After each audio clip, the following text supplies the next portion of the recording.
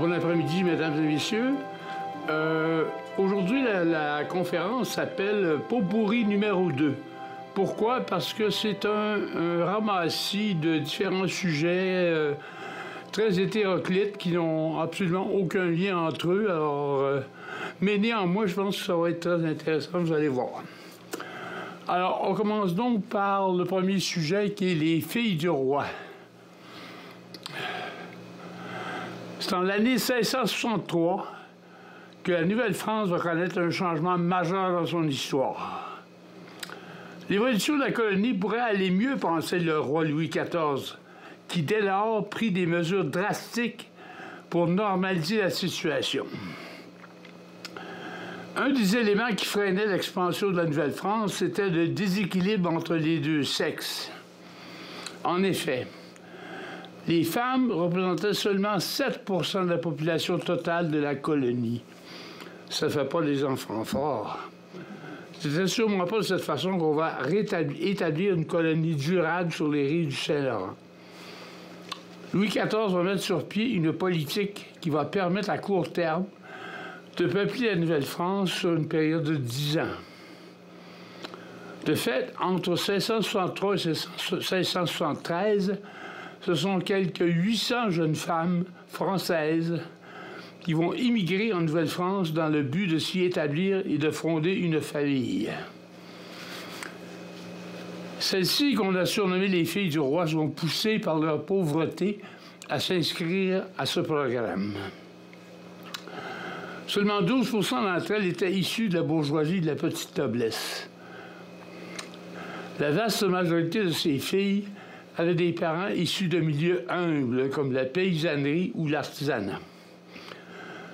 L'avenir en France, pour elles, s'annonçait sombre, tandis que partir à l'étranger pour fonder un foyer paraissait prometteur et plus attrayant. La générosité du roi s'est chargée des coûts de la traversée.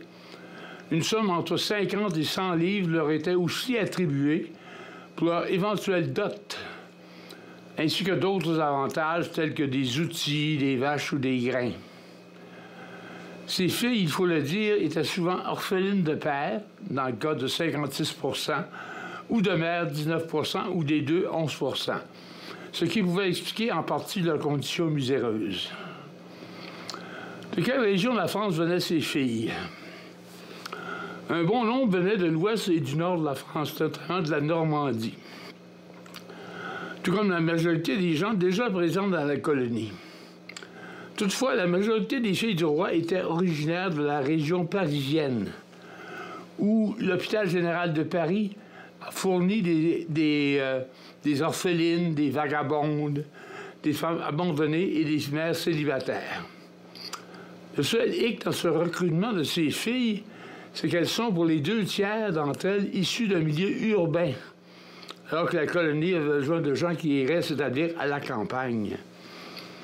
Cette transition de milieu va s'ajouter aux autres défis que les filles du roi vont devoir surmonter pour faire de leur vie une réussite. Les autorités de la colonie souhaitaient que les filles se marient peu de temps après leur arrivée.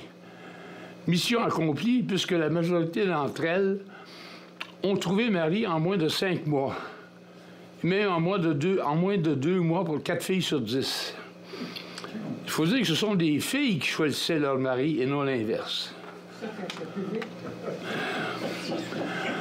Les plus futés des colons avaient déjà construit une maison, ce qui leur permettait d'intéresser les meilleures parties. La priorité de ces nouvelles arrivantes était d'avoir un toit au-dessus de leur tête. Le taux de fécondité des filles du roi est élevé.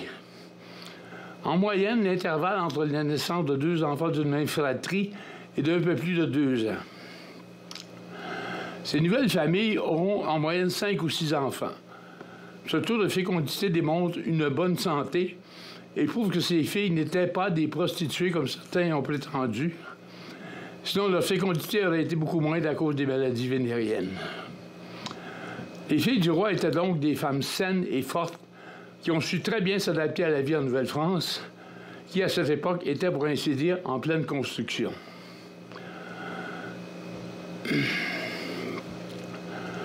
Les filles du roi représentent la moitié des femmes qui ont immigré dans la colonie. C'est pourquoi elles ont joué un rôle crucial dans son développement. À preuve, en 1663, la Nouvelle-France ne comptait que 3000 habitants. Et bien, grâce à leur apport, rendu à 1673, 10 ans plus tard, cette population avait tout simplement triplé. La place qu'occupent les filles du roi dans le patrimoine génétique du Québec est très importante. C'est pour cette raison qu'il est tout à fait justifié de les baptiser les mères du peuple québécois. Un autre apport important des filles du roi a été de permettre l'adoption de la langue française uniformément à travers toute la colonie.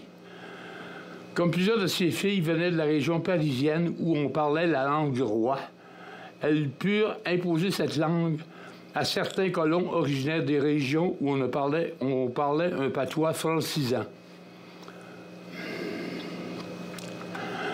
Certaines personnes ont tracé un portrait sombre des filles du roi en les identifiant des filles de joie. Des études récentes ont démontré que le cas de prostitution est extrêmement rare. Au contraire, ces femmes ont démontré beaucoup de courage et d'ardeur au travail, sans parler de leur fécondité qui a enrichi la colonie naissante. Des fêtes de commémoration ont eu lieu en 2013, le 11 juillet pour être précis.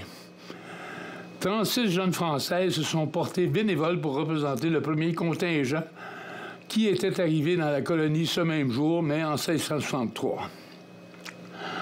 Voyageant à bord du voilier l'Aigle d'Or, elles sont à Québec le jour de l'ouverture des fêtes de la Nouvelle-France. Quelques jours plus tard, elles se sont rendues à Montréal pour le bal des prétendants organisé à la Maison Saint-Gabriel. Le choix de cet endroit n'était pas innocent, car cette maison de ferme de la congrégation de Notre-Dame avait hébergé et servi de lieu de formation aux filles du roi au temps de la Nouvelle-France.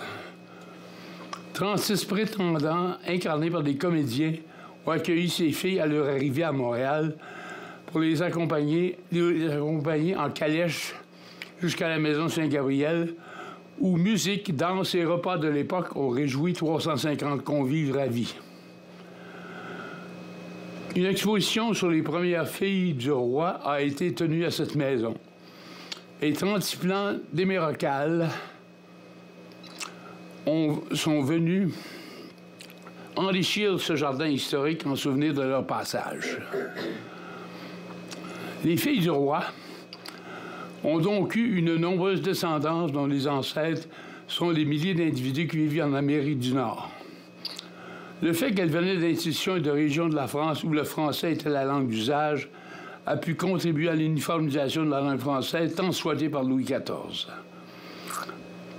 Avec l'envoi des filles du roi, le ministre Colbert a voulu inciter les engagés mâles qui avaient terminé leur mandat, ainsi que les militaires du régiment de Calignan-Salière qui venaient d'être démobilisés, à se trouver une conjointe pour s'établir à demeure en Nouvelle-France.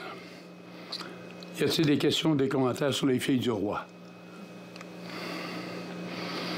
On va passer au sujet suivant, le paradoxe américain.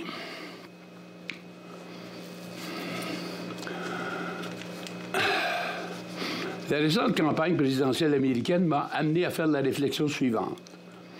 Comment un pays qui a été créé par vague après vague d'immigrants venus d'ailleurs peut-il aujourd'hui traiter les immigrants actuels de tueurs, de criminels en tout genre et menacer de les déporter par millions? Beau paradoxe, n'est-ce pas? C'est ce que j'appelle le paradoxe américain.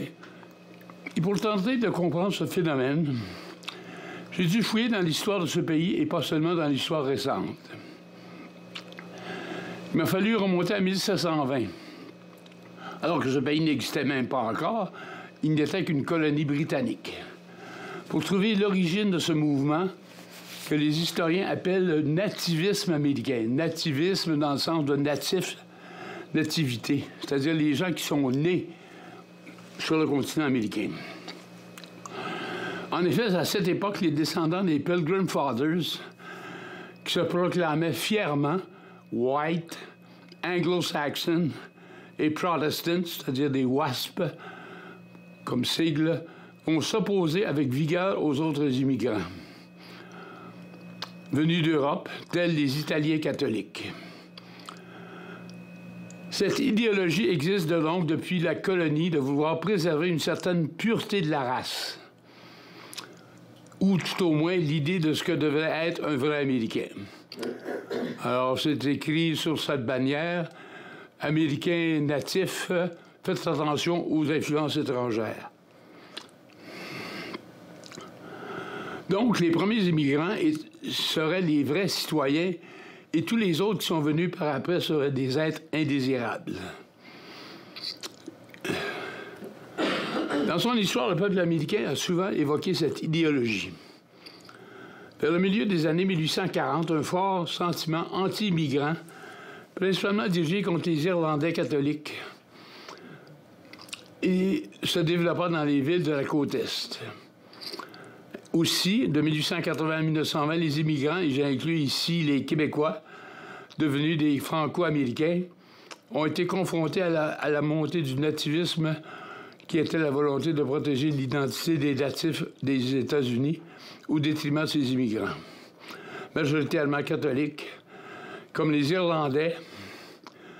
Ça, c'est épouvantable. J'ai vu une découverte de journal de l'époque qui dit aux Irlandais: dérangez-vous pas, venez pas faire l'application pour le travail, vous ne l'aurez pas. Parce qu'on n'en veut pas d'Irlandais. No Irish need apply. Alors, les Polonais, les Italiens, sans oublier les Juifs venus d'Europe de l'Est. Les Américains protestants et anglo-saxons estimaient que ces gens qui n'étaient pas habitués à vivre en démocratie présentaient une menace pour le système politique américain. Je veux y faire ici appel à votre mémoire. Ma première conférence, celle du mois de septembre, où j'ai parlé des Franco-Américains. Oui, excusez-moi. Ça, c'est les Irlandais. On est un peu en retard dans les images. Ça, c'est une caricature de l'époque qui montrait le caractère colérique et désagréable des Irlandais ou des Irlandaises, si on veut. Lucie? OK. Ça, c'est les Franco-Américains. OK. J'ai parlé des Franco-Américains du mouvement de méfiance envers ces Québécois francophones et catholiques venus envahir la Nouvelle-Angleterre et que des journaux sérieux comme le New York Times soupçonnaient d'être des agents du pape dans le cadre d'un vaste complot. Les agents du pape. Oui, c'est ça. Les partisans du nativisme ont cherché activement à éliminer la menace que représentaient les immigrants qu'ils accusaient d'être responsables des problèmes économiques et sociaux dans les grandes villes américaines. Certains nativistes s'engagèrent donc dans des actions violentes contre les immigrants et d'autres firent des pressions sur les membres du Congrès américain pour adopter des lois anti-immigration. L'épisode de Sacco et Vanzetti vaut la peine d'être raconté à ce moment-ci, car il représente bien l'esprit de cette époque. Ces deux types étaient des immigrés italiens qui ont été accusés du meurtre de 2 personnes lors d'un vol à main armée chez un fabricant de chaussures de Braintree au Massachusetts en 1920. 7 ans plus tard, ces accusés ont été exécutés sur la chaise électrique malgré toutes les protestations qui ont eu lieu à travers le monde entier. Des préjugés anti-italiens et anti-anarchistes sont soupçonnés d'avoir influencé sérieusement le verdict. Les années 1920 sont celles où la peur des étrangers va atteindre des sommets chez la population américaine. Beaucoup d'Américains, surtout ceux vivant à la campagne, ont réagi négativement à la venue des immigrants en s'accrochant à leurs valeurs religieuses et en rejetant le principe d'égalité entre les races. Cette attitude s'est reflétée dans l'arène politique, car 3 présidents républicains consécutifs se sont succédés à la tête du pays, soit Harding, qu'on voit ici, Coolidge et Herbert Hoover, de 1921 à 1933.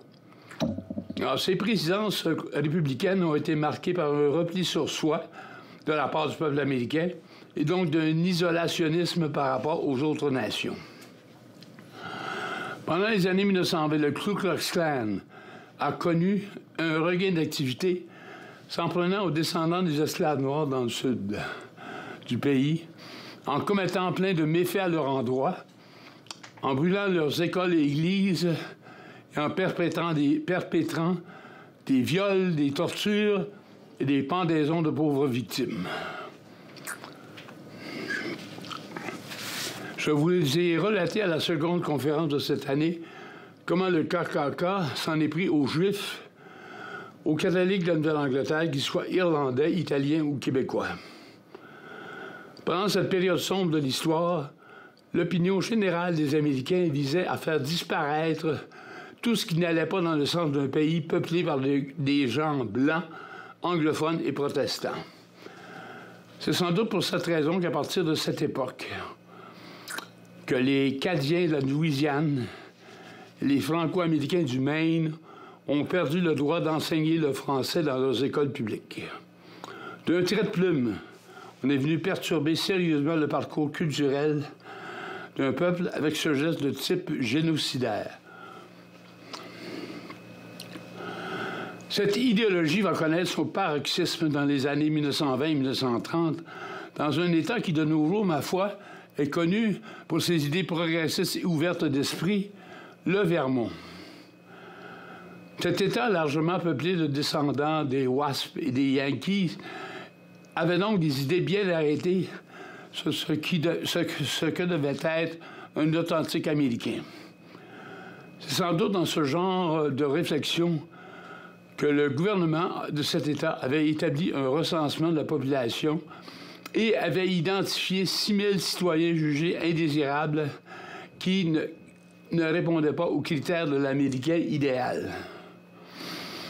Ces gens qu'on appelait des dégénérés étaient en réalité des pauvres, des handicapés, des malades mentaux, des alcooliques, mais aussi des immigrants, dont de nombreux Québécois et des Autochtones abénakis. Un programme a été mis sur pied à l'Université du Vermont, située à Burlington, par un de ses professeurs, M. Henry Perkins, qu'on voit ici. Son plan, c'était de stériliser le plus grand nombre possible de ces dégénérés pour s'assurer qu'ils n'auraient pas de descendants et ainsi purifier la race. Ce sera la même mentalité que les nazis dans la Seconde Guerre mondiale ont eue par rapport aux Juifs et aux Gitans. Un minimum de 250 personnes ont ainsi été stérilisées contre leur gré à cause de la lubie d'une société white, anglo-saxonne et protestante. Ces scientifiques étaient convaincus que les caractéristiques qu'ils jugeaient problématiques étaient héréditaires, d'où leur idée de stériliser les gens. Pour être juste, il faut mentionner que le Vermont a mis en place une commission de vérité et de réconciliation en l'an 2022, donc il y a 3 ans, en plus des excuses officielles offertes par l'État et par l'université. Il semble bien que le Vermont n'a pas été le seul État américain à se livrer à ce genre de pratique, car une bonne trentaine d'États en auraient fait tout autant. Là où le Vermont se distingue, et c'est tout à son honneur, d'avoir établi une commission d'enquête pour que cette vérité historique soit révélée au grand jour, toute honteuse qu'elle puisse être. Maintenant que vous avez pris connaissance de tout ce mépris, de cette peur de l'étranger, qui sont présents dans le cœur de plein d'Américains depuis le tout début du pays, et même avant, comment peut-on être surpris du comportement de Donald Trump face aux immigrants durant la campagne présidentielle récente? Que ce soit consciemment ou pas, il a simplement perpétué des sentiments profondément ancrés dans l'âme américaine depuis toujours. Que ce soit son interdiction de laisser entrer les citoyens arabes sur le sol américain, que ce soit ses calomnies sur les immigrants mexicains en les traitant de violeurs et de criminels, que ce soit ces Haïtiens entrés légalement au pays qu'il a accusés de manger des chats et des chiens à Springfield, en Ohio, et surtout que ce soit sa promesse de déporter plus de 11 millions de prétendus immigrants illégaux. Quand on connaît l'histoire derrière cette attitude répugnante, elle n'en est pas moins scandaleuse. mais au moins, elle paraît un peu moins paradoxale. On s'explique mieux cette xénophobie et cet isolationnisme maladif qui imprègne l'âme américaine. Est-ce qu'il y a des questions ou des commentaires sur le sujet? On va passer au sujet suivant, la saga des suffragettes. En tout cas, ça ne change pas, hein? On voit que l'histoire se répète. Ça change pas. Les Québécois qui ont émigré, là, comme à Chicago, puis... Oui. Ben, ils étaient considérés corrects, eux autres. Puis tout ça, là. À Chicago, je ne sais pas, mais il n'y a pas de raison qu'ils aient été... Ben, à Chicago, il y a beaucoup d'immigration, de toute façon. Hein. Il y avait beaucoup, d'abord, des populations noires qui habitaient le sud des États-Unis, qui ont immigré vers le nord, parce qu'il y avait beaucoup de travail, de jobs qui s'offraient.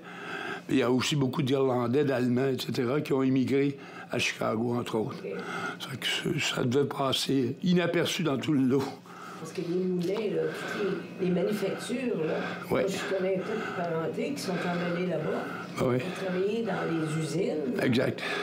Il y a des Canadiens français, là. Oui, il y en a eu beaucoup, oui. Beaucoup? Oui. Tout à fait. Même dans le Maine, il y en a eu beaucoup. Il y en a eu beaucoup dans le Tout, Maine. partout, au New Hampshire, partout, New Massachusetts aussi.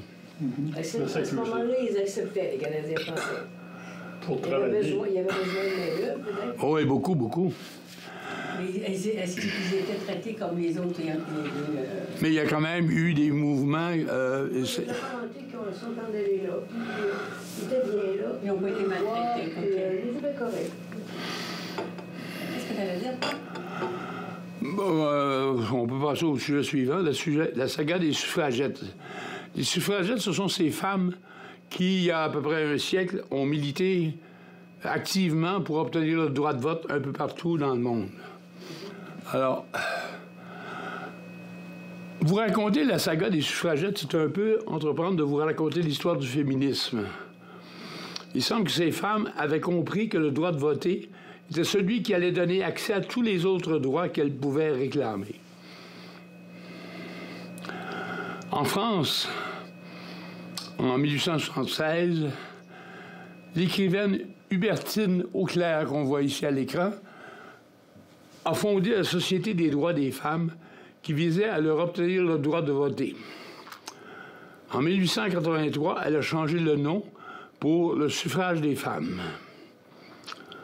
Ce mouvement a migré au Royaume-Uni, où en 1897 est fondé le National Women Suffrage Society, toujours dans le but d'obtenir de ce fameux droit de voter pour les femmes. Elle présente des arguments pour convaincre les hommes politiques, comme par exemple que les femmes doivent obéir aux lois du pays. Conséquemment, elles devraient pouvoir participer à l'élaboration de celle-ci.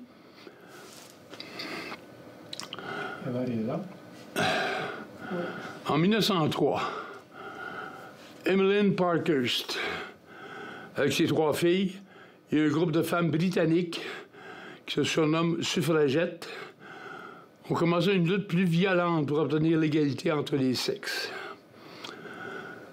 C'est en 1905 que 2 femmes sont arrêtées pour avoir crié des slogans féministes lors d'une réunion du Parti libéral britannique. Elles choisissent d'être emprisonnées plutôt que de payer l'amende. C'était le début d'une série d'arrestations qui ont suscité une sympathie grandissante pour les suffragettes. Celles-ci mettent le feu à des symboles de la suprématie masculine, comme des clubs de golf. Excusez-moi. Les clubs de golf réservés aux hommes seulement. Excusez, je suis pas mal en retard. Hein? Oh, non, non, c'est en avance, là. OK. Voilà. Est-ce que je reviens? Oui. Excusez-moi, là. En 1908, oups, là tu peux avancer. En 1908, 2 suffragettes s'enchaînent à la galerie des dames du Parlement britannique pour nuire aux activités parlementaires. Winston Churchill, qui à cette époque était ministre de l'Intérieur, se proclama favorable au vote des femmes, tout ça ne s'opposant pas aux arrestations de celles qui posaient des gestes de désobéissance civile. Les grèves de la faim s'ensuivent dans les prisons où on tente de gaver ces femmes de force, comme montre la caricature. C'est ainsi que le Parlement a adopté la loi dite du chat et de la souris, selon laquelle on relâchait toute détenue quand elle devenait trop faible, mais on l'arrêtait de nouveau quand elle avait repris des forces. Les suffragettes ont eu leur première martyre en 1913, quand Emily Davidson, qu'on voit ici, a été tuée en tentant d'accrocher une écharpe en signe de protestation au cou du cheval du roi George V qui participait au Derby d'Epsom alors qu'il filait à pleine vitesse. Vous voyez le choc qui a heurté la dame qui s'en est pas remise. La Première Guerre mondiale a causé une importante pénurie de main-d'œuvre masculine qui était mobilisée sous les drapeaux. Les femmes ont donc été appelées à remplacer les hommes à certains postes. Le résultat a été qu'à la fin de la guerre, le Parlement va voter une loi accordant le droit de vote aux femmes, mais seulement à celles âgées de plus de 30 ans. Question de maturité, j'imagine, ainsi qu'aux diplômés des universités britanniques. Ce sera qu'en 1928 que toutes les femmes pourront voter comme les hommes à partir de 21 ans.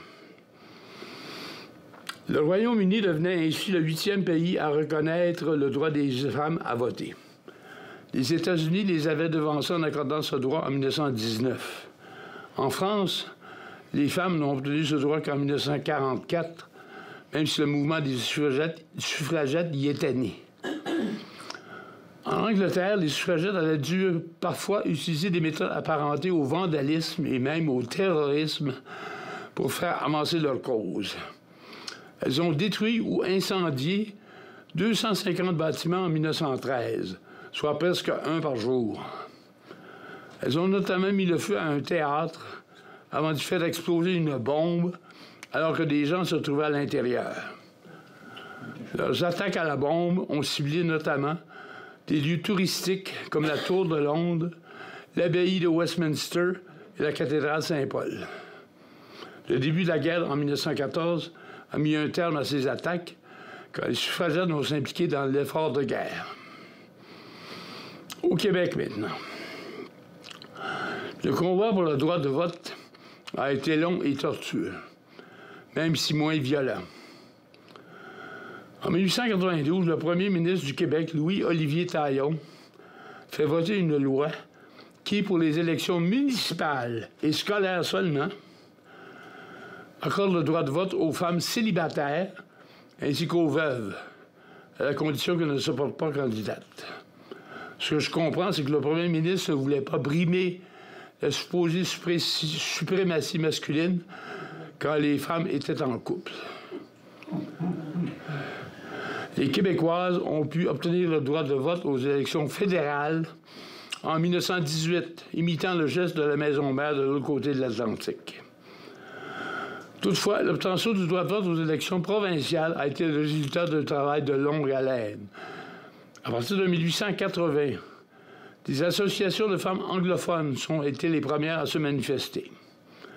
Après 1922, les Québécoises étaient les seules Canadiennes à ne pas pouvoir voter à leurs élections provinciales. Un grand pan de la société québécoise était d'avis que le vote des femmes serait un grand risque pour l'ordre social et pour le maintien des traditions canadiennes françaises. Une marche des femmes est organisée vers le Parlement à Québec, suite à quoi le premier ministre Tachereau va déclarer que si l'homme veut exclure la femme de la politique, c'est uniquement parce que, et je le cite, la femme a un devoir d'aumône et de charité à remplir au cas auquel l'homme est absolument impropre. Des femmes fortes telles que Marie Gérin-Lajoie, Idola Saint-Jean et Thérèse Casgrain vont se succéder à la tête des groupes qui militaient pour le droit de vote des Québécoises. Suite à l'élection de Maurice Duplessis en 1936, le Parti libéral d'Adélard Godbout va décider de changer sa position et d'appuyer les revendications féministes. Or, en 1939, Duplessis déclenche des élections anticipées et le Parti libéral, bien sûr, reçoit l'appui des deux principales formations féministes. Mais là, ça ne peut pas, évidemment, voter. Néanmoins, le jour du vote, les libéraux gagnent la mise et prennent le pouvoir. Respectant leurs promesses électorales, les libéraux présentent un projet de loi qui va reconnaître aux femmes le droit de voter. On est rendu en 1940 et les femmes ont exercé leur nouveau droit de vote aux élections de 1944. Pas longtemps. C'est en 1961 que Marie-Claire Casgrain va devenir la première femme élue à l'Assemblée nationale. Et en 2012, Pauline Marois va devenir la première femme à prendre la tête de l'État québécois. Le combat des Québécoises aura été long et pénible, beaucoup trop, mais grâce à leur persévérance, les suffragettes québécoises ont finalement eu gain de cause. Bravo. Ce prêtre catholique que nous avons connu dans la série télévisée Un homme et son péché a été un formidable promoteur pour la colonisation au nord de Montréal. Les 35 premières années de sa vie ont été relativement obscures. Il est né en 1833 à Sainte-Rose. Il est entré au séminaire de Sainte-Thérèse en 1844 pour y faire son cours classique jusqu'en 1852. Puis, 4 années passées au Grand Séminaire de Montréal, où les matières qu'il préférait étaient la philosophie et l'histoire, et il en sort prêtre en 1856. Après 3 ans comme vicaire, il est nommé curé dans les villages frontaliers des États-Unis, comme Saint-Antoine-Abbé et Saint-Armand-la-Colle. Puis, dans les difficultés financières dont on ne sait pas la nature, il doit contracter des dettes. Écrasé sous leur poids, il demande à son évêque en 1867 de le laisser partir pour un diocèse franco-américain où un salaire plus élevé lui permettrait de liquider ses dettes et même de verser une rente à sa vieille mère. Plutôt que de répondre à sa demande, Monseigneur Bourget le nomme curé de la paroisse de Saint-Jérôme dont on voit ici le presbytère. Antoine Labelle va occuper ce poste de curé de Saint-Jérôme jusqu'à sa mort en 1891, nonobstant les autres fonctions qu'il occupera plus tard dans sa vie. À tort ou à raison, le curé Labelle va s'impliquer en politique active et il va militer pour le Parti conservateur qui est au pouvoir à la fois à Québec et à Ottawa. Il est surtout proche d'Adolphe Chapleau, qui est son député à Québec. Grâce à ses relations, Labelle réussit à obtenir des subventions pour la construction de nouvelles routes dans les Laurentides. Antoine Labelle va passer à l'histoire comme celui qui a moussé la colonisation des Laurentides, et c'est la raison pour laquelle on le surnommait le roi du Nord. Même si la région nord-ouest de Saint-Jérôme est réputée être impropre à la culture, donc à la colonisation, le curé Labelle croit dur comme fer que la terre des Laurentides est la terre promise pour son peuple, qui pourra prospérer dans un monde catholique et francophone en Amérique du Nord. Comme je l'ai mentionné dans la première conférence de la présente série, on est en pleine période où il y a presque un Québécois sur 2 qui déménage aux États-Unis ou songe à le faire.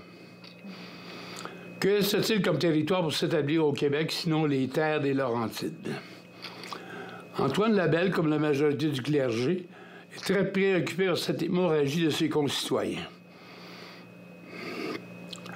La grande erreur du curé Labelle a été de croire certaines études qui disaient que les Laurentides étaient de grandes étendues de très bonnes terres, propices à la culture, ainsi que plein de richesses minières, alors que c'était des terres de roche. Labelle croyait que l'or, l'argent et le cuivre y étaient aussi présents qu'en Californie.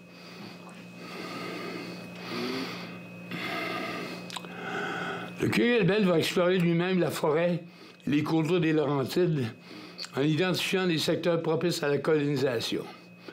C'est ainsi qu'on estime que 5000 colons vont aller s'établir dans les Laurentides.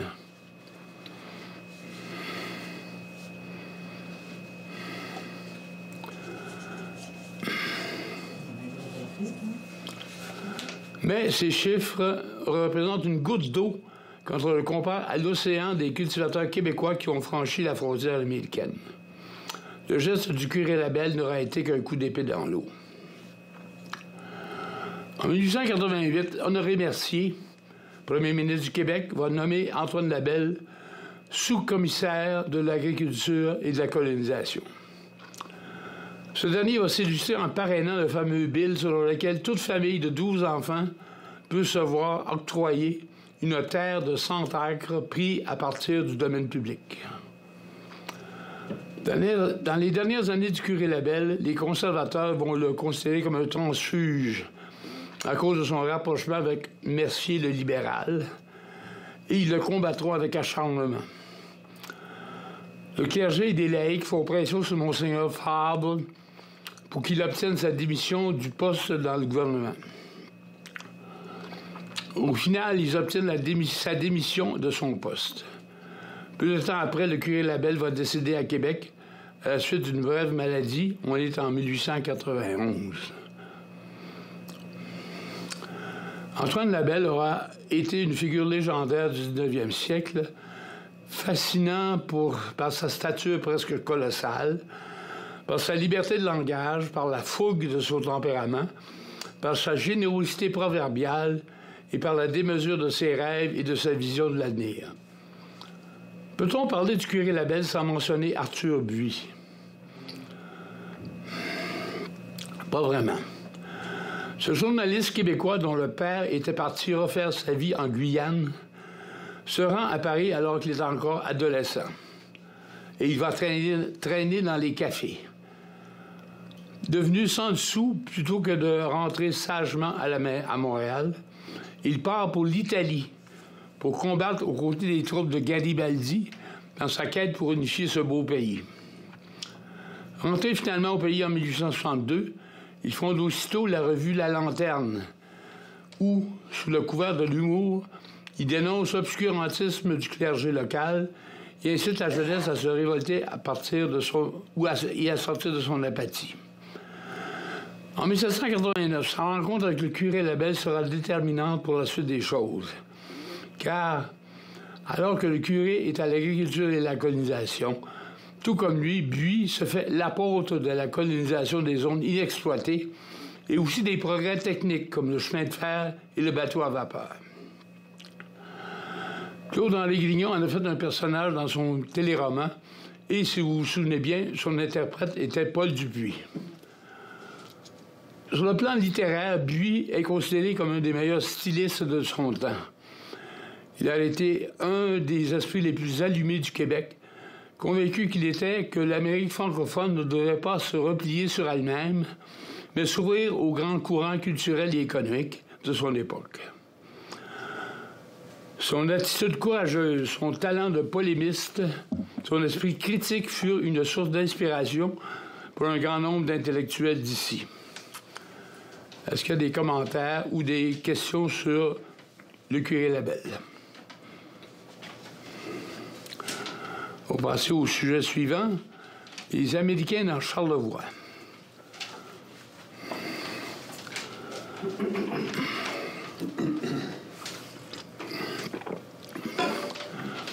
Peu de temps après la conquête de la Nouvelle-France, la région de la Malbaie va s'angliciser lorsque deux jeunes officiers écossais du régiment des Fraser Highlanders se voient nommés seigneurs de cette région par le gouverneur James Murray.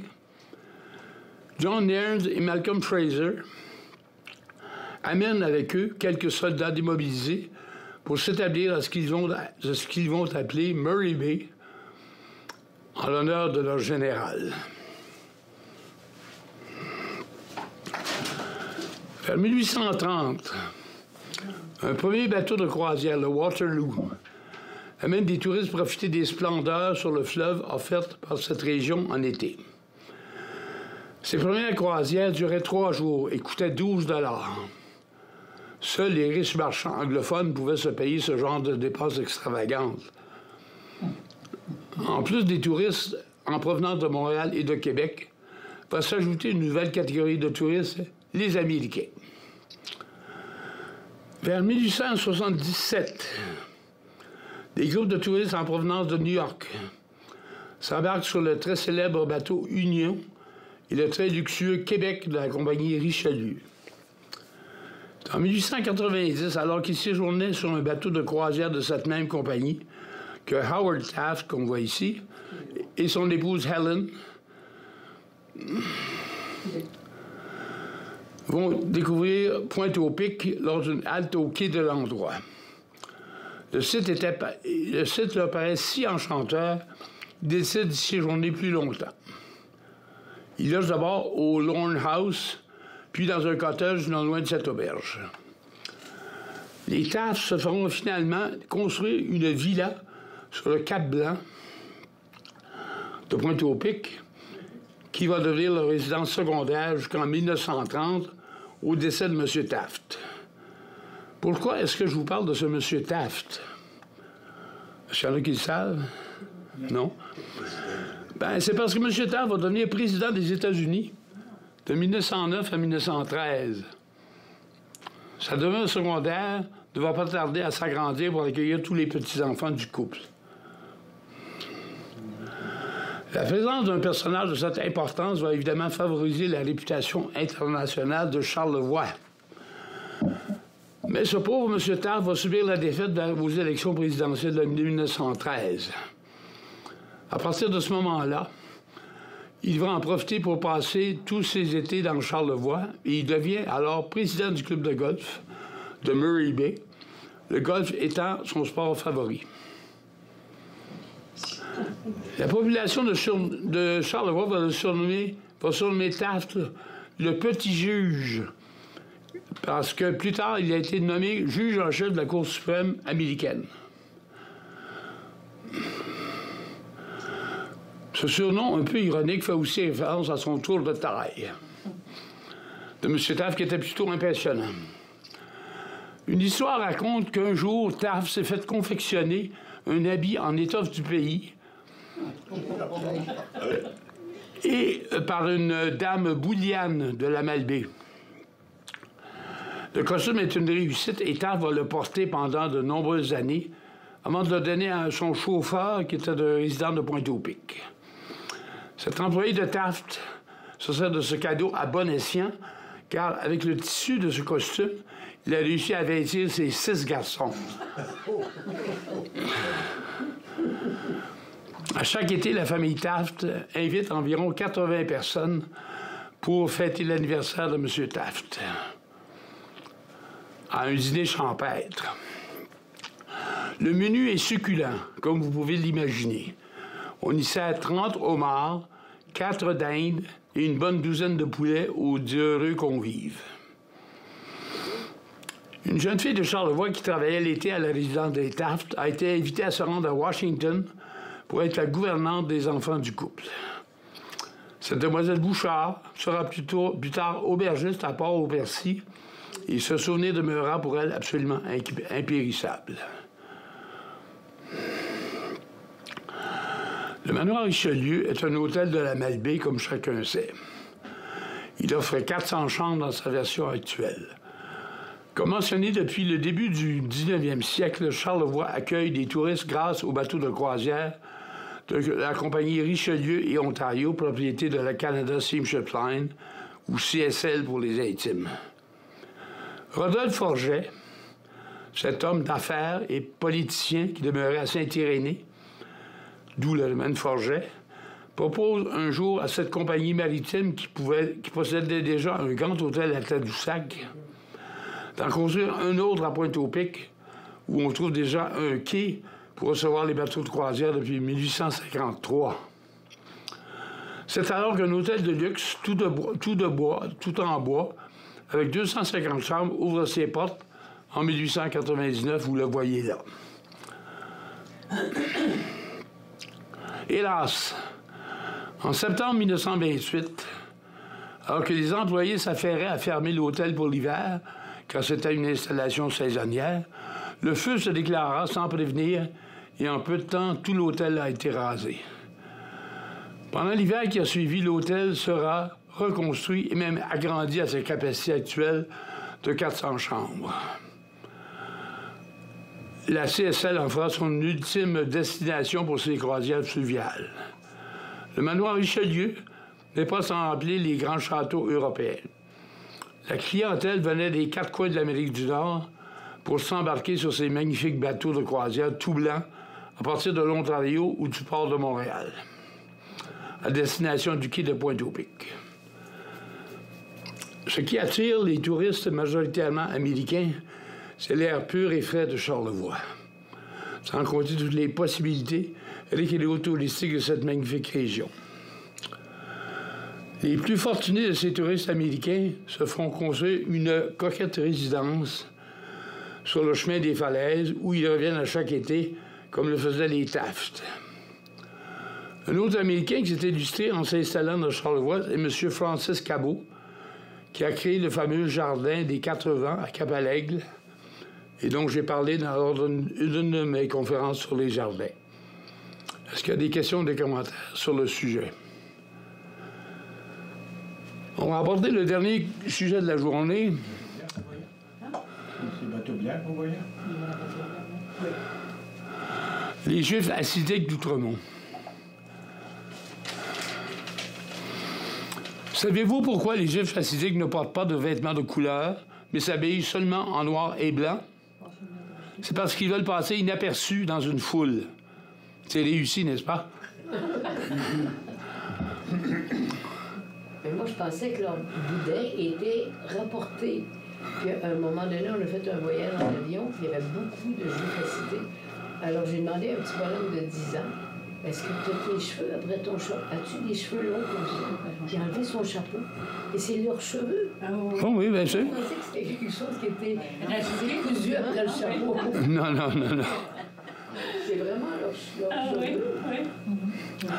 Alors, à Montréal, les hassidiques se sont installés surtout à Outremont et dans le Mile-End qui est connexe.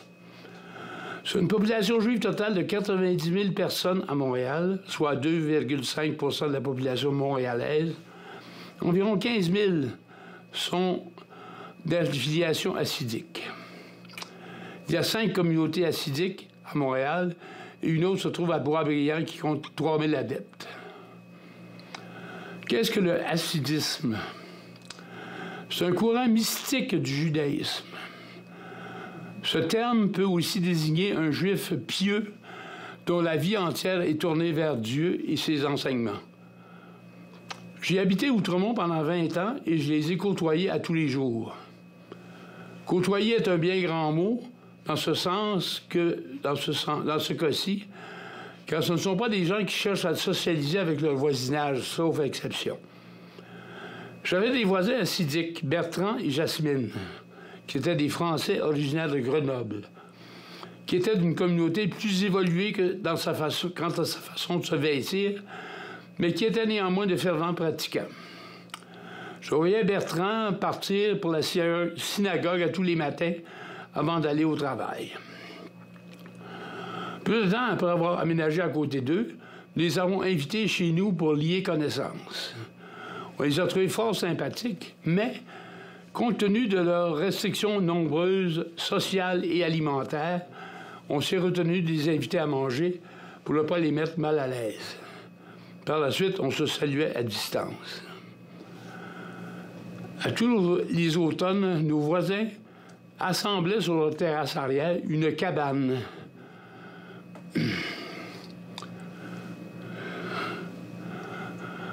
Faite de branches qu'ils appellent une succotte, dans laquelle l'homme de la maison mange, prie et dort pendant une semaine complète pour rappeler la période d'errance du peuple juif dans le désert après avoir fui l'esclavage en Égypte.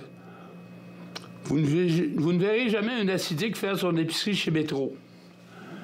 Il s'approvisionne plutôt à la petite épicerie tenue par un co-religionnaire qui tient des produits cachers, c'est-à-dire bénis par le rabbin.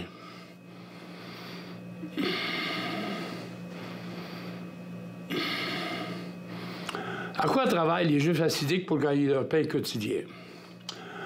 Vous ne verrez jamais un hassidique sur un chantier de construction. Pourquoi?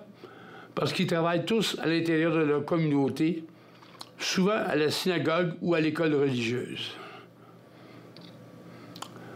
Certains membres tiennent des petits commerces comme une boucherie, un magasin de jouets ou une boutique de vêtements pour enfants.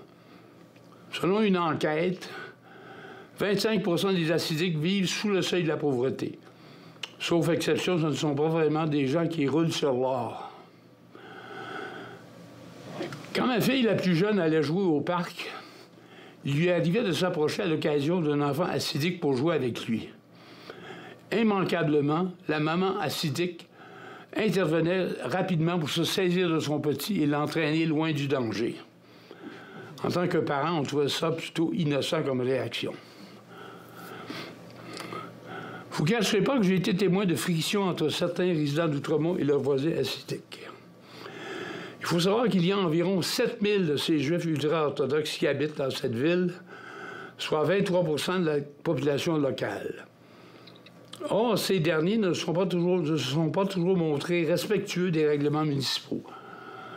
Comme les acidiques ne peuvent utiliser leur auto le jour du sabbat, ils doivent forcément se rendre à la synagogue à pied.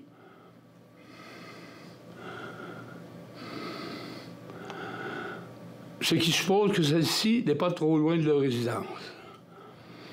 Faisant fi des règlements d'urbanisme qui prévoient des emplacements très précis pour les temples religieux, les acidiques d'Outremont ont pris l'habitude d'installer des synagogues fantômes où bon leur semble.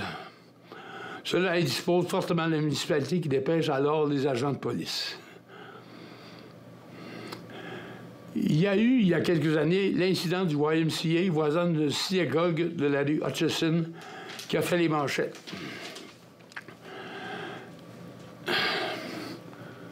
Les rabbins de celle-ci ont eu le culot d'exiger que ce centre sportif qui leur est contigu obstrue ses fenêtres car les membres de la communauté pouvaient être troublés par la vue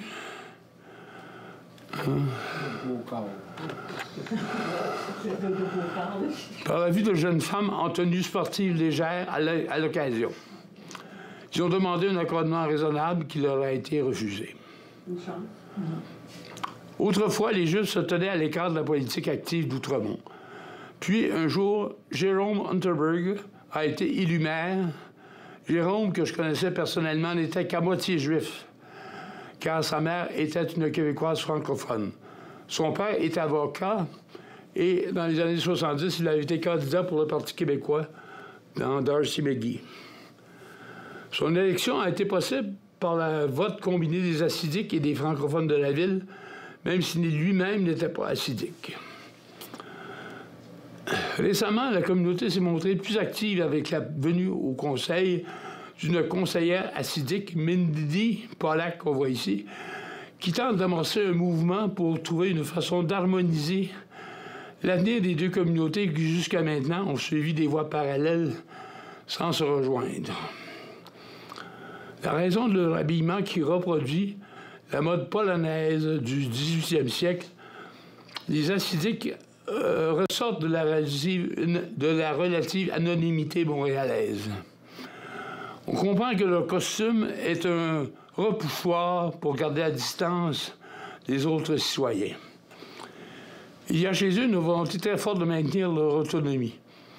Ils perçoivent leur monde comme étant pur à l'intérieur de la communauté et plein de risques et de contamination à l'extérieur de celle-ci. La langue commune du Québec n'est pas un facteur de rapprochement, car seulement 11% des acidiques peuvent converser en français. Pourquoi se donner la peine d'apprendre la langue du voisin si on n'a pas l'intention de lui parler? Il existe deux pôles de l'acidisme en Amérique du Nord, New York et Montréal. On raconte que les mâles acidiques de chez nous vont se chercher leur épouse dans la communauté new-yorkaise pour éviter les méfaits de la consanguinité. Les mariages juifs sont des occasions où les acidiques en profitent pour lâcher leur fou, comme on dit. Ce repli sur soi des acidiques ne fait pas l'unanimité dans la grande communauté juive de Montréal, qui, elle, a pris l'option de bien s'intégrer au reste de la société québécoise. Alors, sur ça se termine la conférence d'aujourd'hui, chers amis.